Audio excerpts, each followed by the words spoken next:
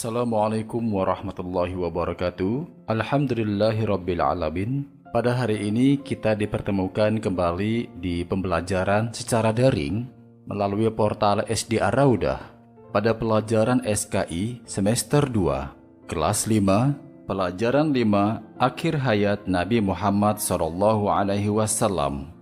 Pada pelajaran ini akan dijelaskan pelaksanaan ibadah haji yang dilakukan oleh Rasulullah SAW dan kaum muslimin. Ibadah haji ini kemudian dikenal dengan sebutan Haji Wada atau haji perpisahan. Hal tersebut karena setelah ibadah haji, Rasulullah SAW hampir tidak sempat keluar menyiarkan agama Islam. Setiap hari beliau menerima rombongan-rombongan dari suku di Jazirah Arab yang datang ke Madinah untuk menyatakan diri masuk Islam. Hal itu terjadi hingga Rasulullah SAW sakit dan wafat pada tahun ke-11 Hijriah. Setelah mempelajari pelajaran ini, diharapkan kamu mengetahui, menghayati, menceritakan, dan menunjukkan hikmah dari peristiwa akhir hayat Rasulullah untuk diterapkan dalam kehidupan sehari-hari. Pendalaman materi. Pemeluk Islam semakin hari semakin banyak, bukan saja mereka yang tinggal di Madinah dan Mekah, tetapi sudah meluas hingga sebagian besar Jazirah Arab. Rasulullah merasa sangat bahagia ketika mengetahui jumlah kaum muslimin semakin bertambah. Pada saat itulah Rasulullah SAW mengutarakan maksudnya untuk menyempurnakan Islam dengan ibadah haji ke Ka'bah di Mekah. Beliau berniat berangkat ke Mekah pada tahun ke-10 Hijriah. Mendengar kabar tentang niat Rasulullah SAW itu, para sahabat serta kaum muslimin di Madinah dan sekitarnya menyambut gembira dan mereka menyatakan diri akan ikut serta menunaikan ibadah haji. Ini adalah ibadah haji yang pertama dilakukan oleh Rasulullah SAW semenjak hijrah ke Madinah. A. Rasulullah SAW menunaikan ibadah haji ke Baitullah.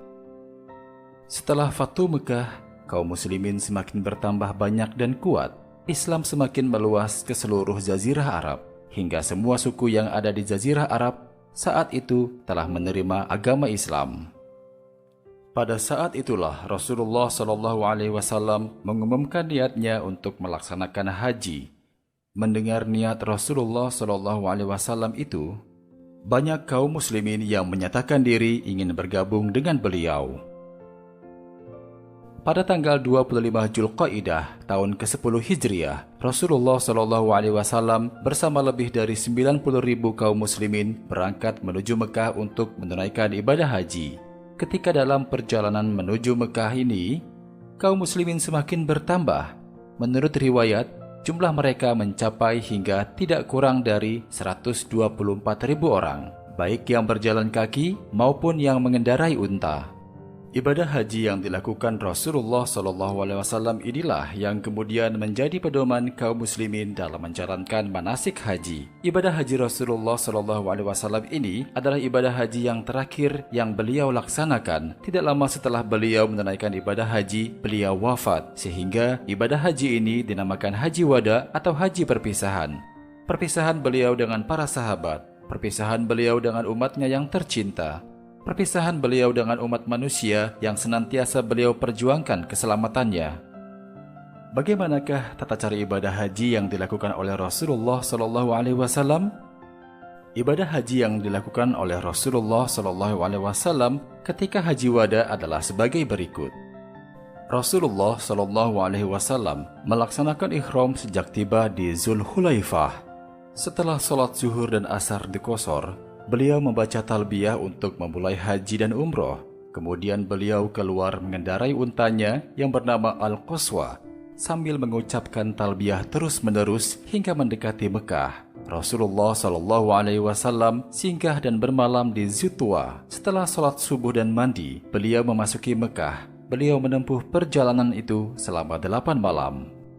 Setibanya di Mekah, beliau langsung memasuki Masjidil Haram dan melakukan tawaf, lalu melakukan sa'i antara Safa dan Marwah tanpa bertahalul karena beliau melakukan haji qiron, haji dan umroh. Kemudian beliau menetap di Al-Hijun, yaitu suatu dataran tinggi di Mekah. Beliau tidak lagi melakukan tawaf kecuali tawaf untuk haji. Pada tanggal 8 Zulhijjah, yaitu hari Tarwiyah, beliau menuju Mina dan sholat zuhur hingga subuh di sana. Ketika matahari tergelincir, beliau berangkat ke Arafah. Setibanya di Arafah, beliau memasuki tenda yang telah dipersiapkan dan wukuf di Arafah. Di Arafah inilah Rasulullah SAW menyampaikan khutbah di depan 124.000 umat Islam yang kemudian disebut sebagai khutbah wada. Selesai berkhutbah, Rasulullah SAW melaksanakan sholat zuhur dan asar secara jamak takdim. Sebelum matahari terbit, beliau berangkat dari Musdalifah menuju Mina untuk melontar batu atau yang disebut dengan zumroh. Dari tempat zumroh, beliau menuju tempat penyembelihan kurban. Kemudian dengan menunggang Al-Qaswa, beliau melanjutkan perjalanan menuju Mekah dan sholat zuhur di sana. Pada hari-hari tasyrik, beliau berada di Mina untuk melaksanakan manasik yang lain, mengajarkan syariat, berzikir kepada Allah Subhanahu wa Ta'ala. Pada tanggal 13 Zulhijjah, beliau meninggalkan Mina dan kembali ke Mekah untuk tawaf wada. Setelah melaksanakan seluruh manasik haji, beliau beserta kaum muslimin kembali ke Madinah. B. Khutbah Nabi Muhammad SAW dalam Haji Wada dan Wahyu terakhir. Ketika tiba di Arafah menjelang waktu zuhur, beliau minta disiapkan untanya yang bernama Al-Qaswa. Beliau menunggangi untanya dan menuju kaum muslimin yang sedang berkumpul di lembah Arafah. Dari atas untanya itu, beliau memberi nasihat kepada kaum muslimin. Nasihat Rasulullah SAW itu merupakan khutbah yang terakhir. Nasihat tersebut kemudian terkenal dengan sebutan khutbah wada. Adapun isi khutbah wada yaitu sebagai berikut. Wahai manusia, dengarkanlah apa yang akan kukatakan. Mungkin setelah tahun ini, aku tidak akan bertemu lagi dengan kalian di tempat ini untuk selama-lamanya. Wahai manusia, sesungguhnya darah dan harta kalian adalah suci, sebagaimana sucinya hari dan bulan sekarang ini di negeri kalian ini. Wahai manusia, sesungguhnya aku telah menyampaikan risalah ini.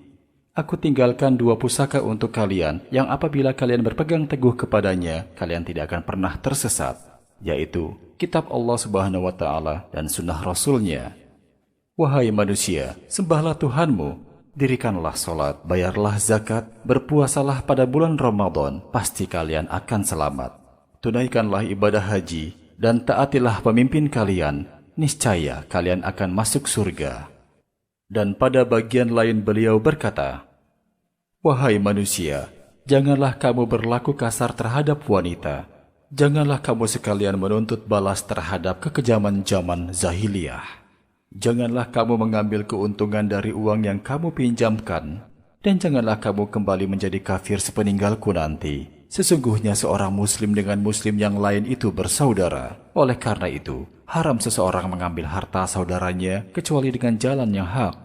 Kamu semua adalah keturunan Nabi Adam, dan Nabi Adam diciptakan dari tanah. Sesungguhnya orang yang paling mulia di sisi Allah Subhanahu wa Ta'ala adalah orang yang paling bertakwa di antara kamu. Demikianlah nasihat-nasihat yang disampaikan oleh Rasulullah SAW dalam khutbah Haji Wada. Saat itu ribuan kaum muslimin berkumpul bersama Rasulullah SAW dengan penuh ketundukan dan ketaatan. Nasihat-nasihat yang diucapkan Rasulullah SAW itu ditirukan dengan suara yang sangat keras oleh Rabi bin Umayyah bin Khalaf agar terdengar oleh semua jamaah. Setelah Rasulullah SAW menyampaikan khutbah, turunlah wahyu terakhir yaitu surat Al-Maidah ayat 3 sebagai berikut. Al-yawma akmaltu lakum dinukum wa atmamtu alaikum ni'mati wa raditu lakumul islama dina. Artinya, pada hari ini telah aku sempurnakan agamamu untukmu dan telah aku cukupkan nikmatku bagimu dan telah aku ridhoi Islam sebagai agamamu. Al-Quran Surat Al-Maidah ayat 3. Ketika mendengar ayat tersebut, banyak orang bergembira. Namun ada pula di antara mereka yang menangis terharu. Di antaranya adalah Abu Bakar Asy-Syiddiq. Ketika sahabat lain bertanya kepada Abu Bakar Asy-Syiddiq mengapa ia menangis, dia menjawab bahwa itu adalah wahyu terakhir, pertanda bahwa Rasulullah SAW telah selesai tugasnya dan beliau akan kembali kepada Allah Subhanahu wa Ta'ala. Berarti kaum muslimin akan berpisah dengan Rasulullah SAW. Selesai khutbah, Bilal diminta mengumandangkan azan dan iqamah. Rasulullah SAW mengimami sholat zuhur berjamaah. Kemudian Bilal diminta mengumandangkan iqamah lagi. Lalu Rasulullah SAW mengimami sholat asar berjamaah. C. Menjelang detik-detik wafatnya Rasulullah SAW.